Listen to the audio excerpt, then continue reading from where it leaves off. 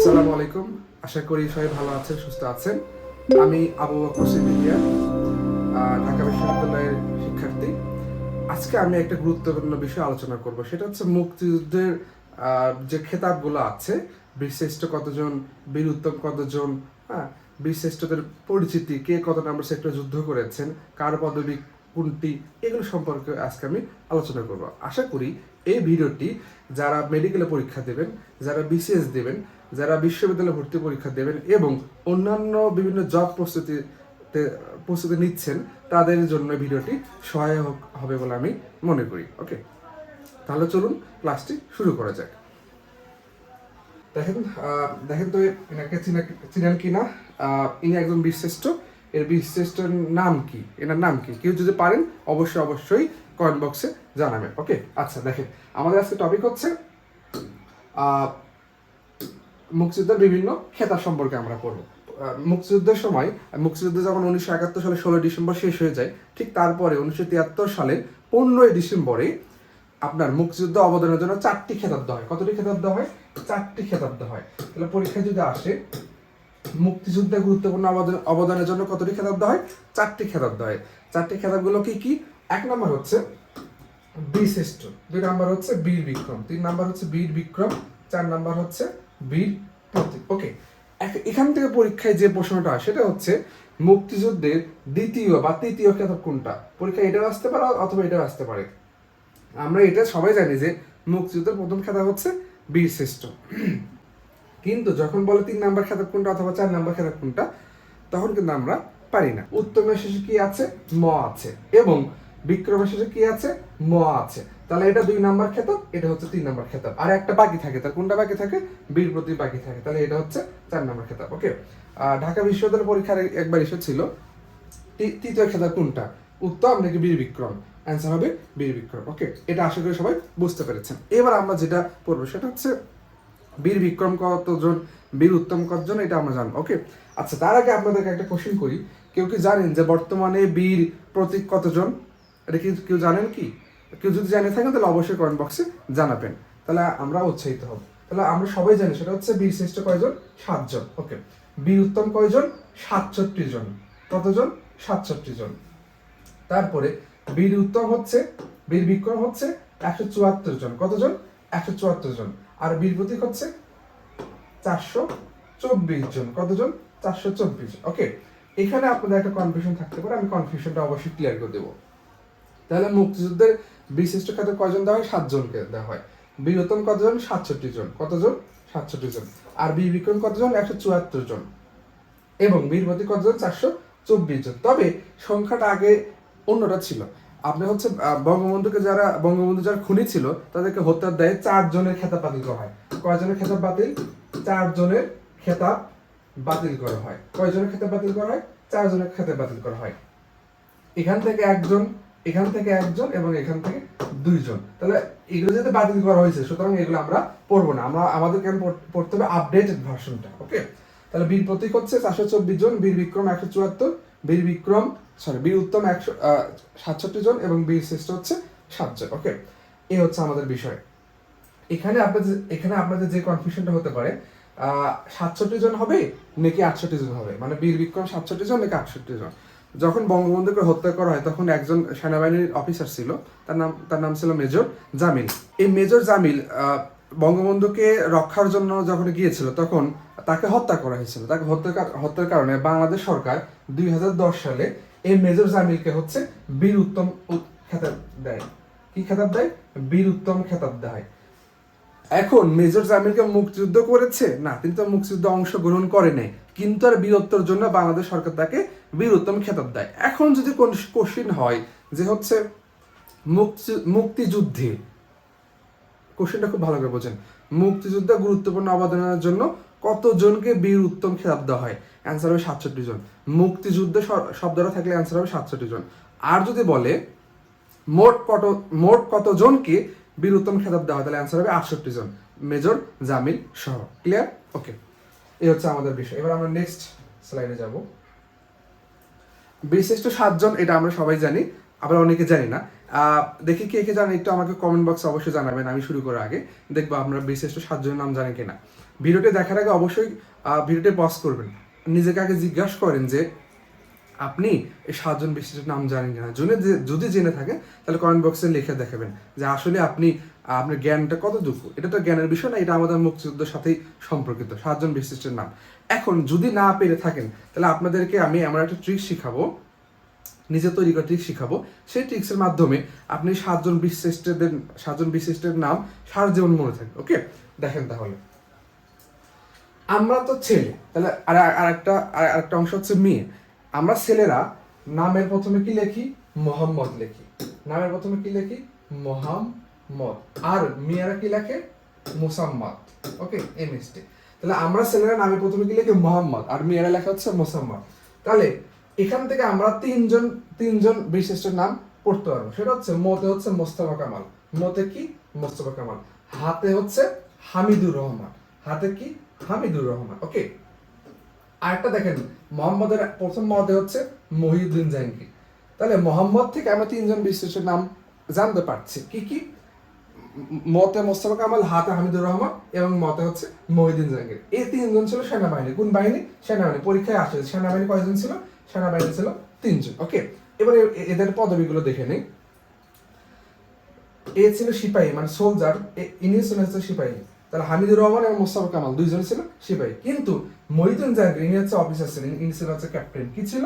Captain. ওকে, sector কত number sector ছিল এটা আরেকটু পরে বলবো।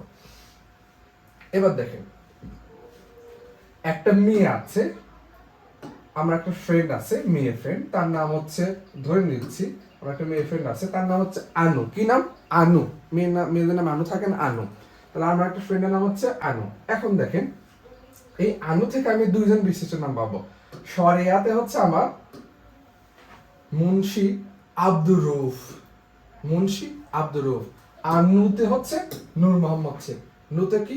নূর মোহাম্মদ শেখ। ওকে, তাহলে দেখেন, আনু একটা মেয়ের নাম অনুসারে আনু। তাহলে আতে হচ্ছে মুন্সি আব্দুর রউফ, আনুতে হচ্ছে নূর মোহাম্মদ শেখ। ওকে, এবার বাকি থাকে 2টা। তাহলে একজন বিশিষ্ট হচ্ছে রুহুল আমিন, আর একটা হচ্ছে মতিউর রহমান। ক্লিয়ার? দেখেন, এই যে আনু আছে, এই 2 জন হচ্ছে ইপিআর এ ছিল। কিসের ছিল? ইপিআর এ ছিল। বর্তমানে আমরা যে বিজিবি বলি, বিজিবির পূর্ব নাম ছিল হচ্ছে, মুক্তিযুদ্ধকালীন নাম ছিল হচ্ছে ইপিআর। ইপিআর এর পূর্ণরূপ কেউ পারবেন? কেউ জানা আছে ইপিআর এর পূর্ণরূপ? ইপিআর পূর্ণরূপ হচ্ছে ইস্ট পাকিস্তান রাইফেলস। অনেকে বলে ইস্ট পাকিস্তান রেজিমেন্ট, কিন্তু হবে না। অ্যান্সার হবে ইস্ট পাকিস্তান রাইফেলস। ওকে, এদের পদবি কি ছিল? এদের পদবি ছিল ল্যান্স নায়ক। এই 2 জন পদবি ছিল ল্যান্স নায়ক। ওকে, এবার রুহুল আমিন, ইনি ছিল নৌবাহিনী। কি বাহিনী? নৌবাহিনী। আর মতিউর রহমান, ইনি ছিল বিমান বাহিনী। কোন বাহিনী? বিমান বাহিনী। যেহেতু মতিউর রহমান বিমান বাহিনী, ওই জন্য তার পদবি দেখেন ওই রকমই। ফ্লাইট মানে কি? ফ্লাইট মানে কি? উড়ে যায় না? বিমান তো উড়ে যায়। যেহেতু বিমান উড়ে যায়, এই জন্য তার পদবি হচ্ছে মতিউর রহমান, মনে রাখার স্বার্থে। আর রুহুল আমিনের হচ্ছে পদবি হচ্ছে স্কোয়াড্রন লিডার। ওকে, এটা হচ্ছে আমাদের 7 জন বিশিষ্টের নাম পরিচিত। আশা করি আজকের ভিডিও দেখার পর থেকে আপনাদের 7 জন বিশিষ্টের নাম হচ্ছে ক্লিয়ার হয়ে যাবে। হ্যাঁ, অনেকে তো রফিক, শফিক, জব্বার, বরকত, এই 4 জনকে তো অনেকে আবার আপনার বিশিষ্ট মনে করে, কিন্তু এটা করা যাবে না। ওকে, এবার আমরা দেখবো কে কত নাম্বার সেক্টরে যুদ্ধ করেছে। এই যে মোহাম্মদ দিয়ে যে আমরা 3 জনের নাম পাইলাম, এই 3 জন বন্ধু মিলে রেস্টুরেন্টে খাইতে গিয়ে 247 টাকা বিল তুলেছে। 247 টাকা, কিন্তু অত বেশি না। কত টাকা? 247 টাকা। তাহলে 3 জন বন্ধু মিলে রেস্টুরেন্টে গিয়ে 247 টাকা বিল তুলেছে। তাহলে 247 টাকা যদি আমরা এইভাবে লিখি, তাহলে 2 হচ্ছে এখানে, 4 হচ্ছে এখানে, আর 7 হচ্ছে এখানে। তাহলে এই মোস্তফা কামাল ছিল 2 নং সেক্টরে, আর হামিদুর রহমান কাজ করেছে 4 নং সেক্টরে, মহিউদ্দিন জাহাঙ্গীর ছিল 7 নং সেক্টরের অধীনে। ওকে, এই আনু যে মেয়েটা আছে, এই মেয়েটা হচ্ছে সবে মাত্র যৌবন প্রাপ্ত হয়েছে। তার বয়স হচ্ছে 18 বছর। কত বছর? আমরা তো সবাই জানি মানুষ মেয়েলি হচ্ছে 18 বছর বয়সে যৌবন প্রাপ্ত হয়। তাহলে 18 যে বছর হয়েছে, এই আনু মেয়েটার বয়স কত? 18 বছর। তাহলে মুন্সি আব্দুর রউফ কত নম্বর সেক্টর যুদ্ধ করেছে? 1 নম্বর সেক্টর যুদ্ধ করেছে। আর নূর মোহাম্মদ শেখ হচ্ছে 8 নং সেক্টর যুদ্ধ করেছে। কত নম্বর সেক্টর যুদ্ধ করেছে? 8 নং সেক্টর যুদ্ধ করেছে। ওকে, এবার দেখেন, রুহুল আমিন, ইনি হচ্ছে 10 নং সেক্টর যুদ্ধ করেছে। 10 নং সেক্টর এমন একটা সেক্টর যে সেক্টরে কোনো সেক্টর কমান্ডার নেই। ওকে, এবার দেখেন, সর্বশেষ হচ্ছে মতিউর রহমান। মতিউর রহমান কোনো সেক্টরে যুদ্ধ করে নাই, তার গুরুত্বপূর্ণ অর্থাৎ বীরত্বপূর্ণ অবদানের জন্য তাকে বিশিষ্ট উপাধি দেওয়া হয়। ওকে, তাহলে আমরা কিন্তু ক্লিয়ার। তবে আমি আরেকবার বলে দিচ্ছি, 7 জন বিশিষ্টের নাম কিভাবে মনে রাখবো?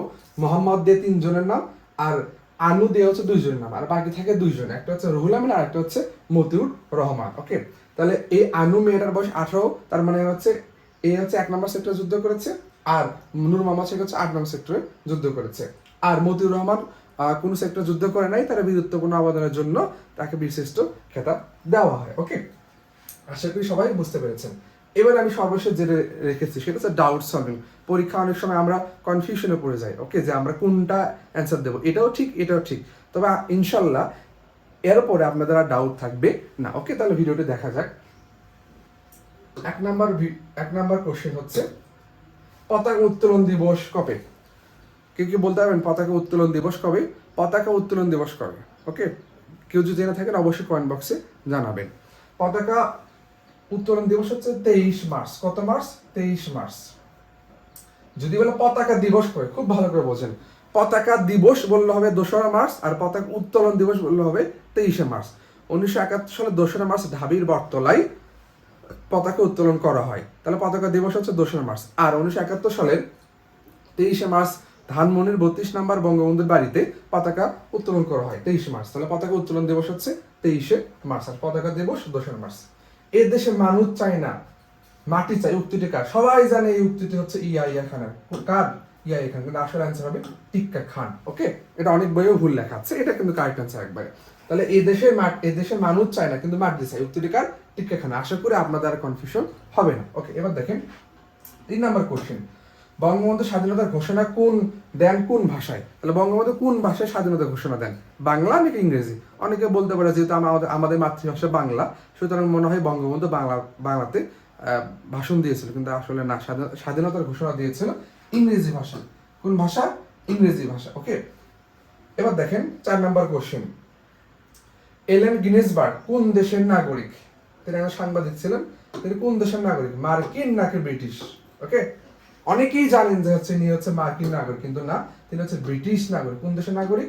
তিনি হচ্ছে ব্রিটিশ নাগরিক। ওকে, তাহলে এলেন গিনেসবার্গ কোন দেশের নাগরিক? তিনি হচ্ছে ব্রিটিশ নাগরিক। ওকে, সর্বশেষ যে কোশ্চেনটা আছে সেটা হচ্ছে, দেখি আপনারা পারেন কিনা। 1975 সালের 10 এপ্রিল বাংলাদেশের কতটি সেক্টরে ভাগ করা যায়? 1971 সালের 10 এপ্রিল বাংলাদেশের কতটি সেক্টর ভাগ করা যায়? আমি কোশ্চেনটা আবারও বলছি, 1971 সালের 10 এপ্রিল বাংলাদেশের কতটি সেক্টরে ভাগ করা যায়? 4টি সেক্টর নাকি 10টি সেক্টর, 11টি সেক্টর, কোনটা হয় বলেন? 1971 সালের 10 এপ্রিল বাংলাদেশের কতটি সেক্টর ভাগ করা হয়? 11টি সেক্টর নাকি 4টি সেক্টর? আমি অ্যান্সারটা বলবো না, আপনাদের দেখি আপনারা এটা পারেন কিনা। অবশ্যই কমেন্ট বক্সে অবশ্যই আপনাদেরকে জানাতে হবে, যারা ভিডিওটি অবশ্যই দেখবেন। 4টি সেক্টর নাকি 11টি সেক্টর, দেখি আপনাদের জ্ঞানের গভীরতা কতটুকু।